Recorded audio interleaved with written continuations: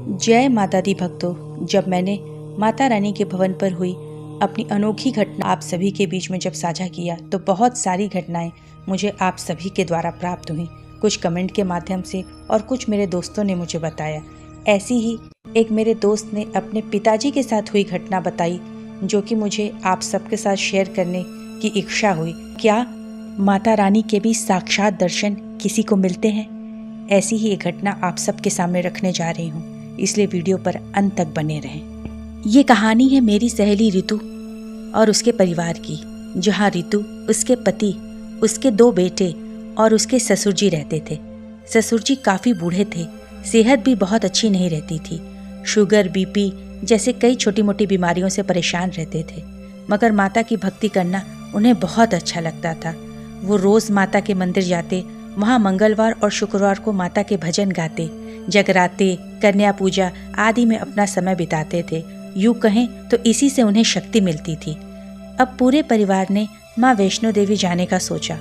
पोतों के कहने पर रितु के ससुर जी भी जाने को तैयार हो गए। हालांकि उस समय उनकी सेहत बहुत अच्छी नहीं थी, फिर भी उनके माता के दर्शन की लालसा, माता के दर्शन की लालच ने उन्हें पोतों की बात मानने पर मजबूर कर दिया। सभी उनका पूरा ध्यान रखते हुए वैष्णो देवी यात्रा के लिए घर से निकले। सब कुछ बहुत अच्छा चल रहा था। सभी खुशी खुशी माता के भजन करते हुए कटरा तक पहुँचे। वहाँ सभी ने थोड़ा आराम करके रात को चढ़ाई करने का सोचा, ताकि भोर में माता के दर्शन करके दोपहर तक लौट आएं। दोपहर में खाना खिलाकर रितु ने अपने ससुर जी को सोने के लिए कहा, ताकि रात को आसानी से चढ़ाई हो सके। अब रात को सभी नहाकर पूरे जोश के साथ माता रानी के दर्शन के लिए भवन की ओर निकल पड़े। पोतों ने दादाजी से कहा कि वो घोड़ा या पालकी कर लें, लेकिन वो नहीं माने और पैदल यात्रा की जिद पर अड़ गए। अब रितु के पति ने कहा, जब बाबूजी पैदल चलते थक जाएंगे तो उन्हें रास्ते में घोड़ा करा दिया जाएगा। सभी माता का जयकारा लगाते हुए रात की ठंडी ठंडी हवाओं में, सुनहरे मौसम में, तारों की छांव में माता का नाम लेते हुए चलते गए। अर्धकुंवारी तक चलते चलते बाबूजी थक गए।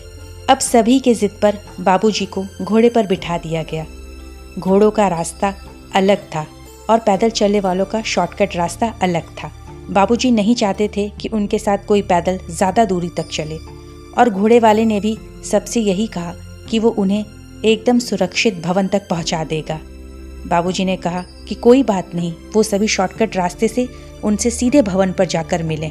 सभी ने उनकी बात मान ली और घोड़े वाले को सबने कहा कि इनका ध्यान रखते हुए इन्हें भवन तक ले आए। बड़े ही आराम से भोर होने पर बाबूजी भवन पर पहुंच गए। लगभग सुबह के 3 साढ़े 3 बजे थे। बाबूजी ने वहां पर अपने परिवार वालों को नहीं देखा। उन्हें लगा कि वो पैदल आ रहे हैं, इसलिए उन्हें ज़्यादा समय लग रहा है।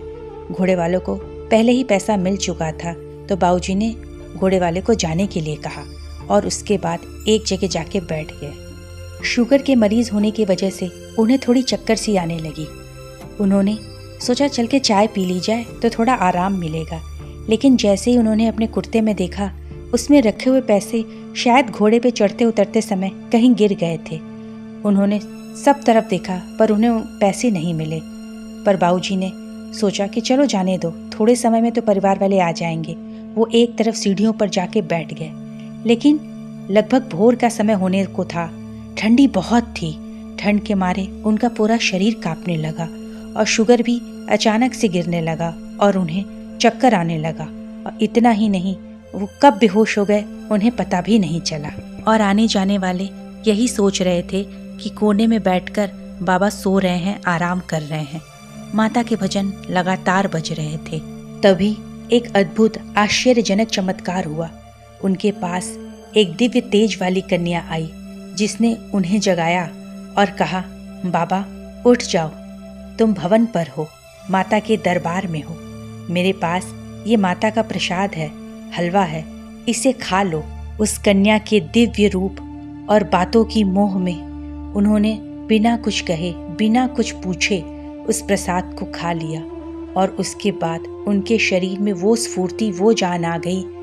फिर उसके बाद उस दिव्य तेजस्वी कन्या ने उनका हाथ पकड़कर माता के दर्शन को भवन में ले गई, मानो साक्षात माँ ही माँ के दर्शन कराने के लिए अपने भक्त को ले जा रही हों। वहाँ उन्होंने उस कन्या के साथ माता के दर्शन किए। वहाँ बह रहे चरणामृत को पिया। सारी ठंडी, सारी थकावट, सारी कमजोरी मानो छू मंतर हो गई। फिर अचानक उनके कानों में दादाजी, दादाजी, बाऊजी ऐसे शब्द गूंजने लगे और वो कन्या अचानक गायब हो गई। और फिर जब उन्होंने अपनी आंखें खोली तो अपने चारों ओर अपने घर वालों को देखा। सभी परेशान थे, दुखी थे और चिल्ला रहे थे कि बाऊजी उठिए, बाऊजी उठिए। फिर उन्होंने कहा कि वो लड़की कहाँ चली गई? तो सबने कहा, कौन सी लड़की? आप बेहोश हो गए थे, हम कब से आपको उठा रहे हैं। तब बाऊजी ने कहा, अरे वही छोटी दिव्य लड़की जिसने मुझे माता के भवन में ले जाकर माता के दर्शन कराए हैं। देखो मैं बिल्कुल ठीक हूँ, मुझे कुछ भी नहीं हुआ।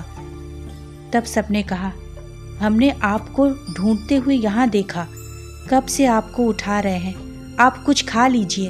तब उन्होंने कहा, अब मैं कुछ नहीं खाऊंगा, मेरा पेट प्रसाद से भर चुका है। तब सभी ने पूछा, कैसा प्रसाद? किसने दिया आपको प्रसाद? आप तो कभी से यहाँ पर पड़े हुए हैं। तब उन्होंने कहा कि नहीं, माता ने मुझे साक्षात दर्शन दिए हैं। माता ही थीं जो कन्या के रूप में मेरे पास आई थीं और मुझे हलवा का प्रसाद देकर मुझे अपने भवन में ले जाकर अपने साक्षात दर्शन कराए थे। अब मेरी आत्मा पूरी तरीके से तृप्त हो चुकी है। मैंने तो माता के साक्षात दर्शन कर लिए हैं। फिर उन्होंने सारी बातें अपने घर वालों को बताई। पर आश्चर्य की बात तो तब हुई जब उनके मुंह से हलवे की सुगंध आ रही थी और उनके हाथों में हलवा लगा हुआ था। अब सभी जान चुके थे कि माता अभी भी उसी स्थान पर साक्षात विद्यमान है और अपने भक्तों को अपना आशीर्वाद प्रदान करती हैं। उन्होंने अपने भक्त को साक्षात अपने दर्शन ही नहीं दिए, बल्कि अपने भवन में ले जाकर अपने तीनों स्वरूपों के दर्शन भी कराए। ऐसी अनोखी घटना जिसके जीवन में घटती है, वो माता के अत्यंत प्रिय भक्तों में से एक होता है। यदि विश्वास किया जाए तो क्या कुछ संभव नहीं है, और ना किया जाए तो माता के भवन पर जाकर भी हम खाली हाथ लौटते हैं। इसी के साथ पूरे विश्वास और प्रेम से कहिए, माता रानी की जय हो, माँ के साचे दरबार की जय हो। यदि हम भवन पर ये मान के जाते हैं कि माता वहाँ पर 3 पिंडियों स्वरूप में विद्यमान हैं, तो वो हमें सिर्फ वैसे ही दिखेंगी। लेकिन यदि हम ये मान के जाएं कि माता वहाँ साक्षात अपने दिव्य कन्या स्वरूप में विद्यमान हैं, तो माता हमें किसी न किसी रूप में अपने दर्शन अवश्य देंगी। तो माता पर अटूट विश्वास रखते हुए, दिल में ये भाव रखते हुए कि माता साक्षात वहाँ पे विद्यमान है, जो कि अपने हर भक्त को, अपने हर एक पुत्र पुत्रियों को आशीर्वाद देने के लिए सदैव तत्पर हैं। ऐसी माँ को, ऐसी प्रेम स्वरूपनी माँ को, ऐसे आनंद प्रदायिनी माँ को शत शत बार नमन। प्रेम से बोलिए माता रानी की जय हो। इसी के साथ वीडियो को यहीं समाप्त करते हुए बहुत बहुत धन्यवाद।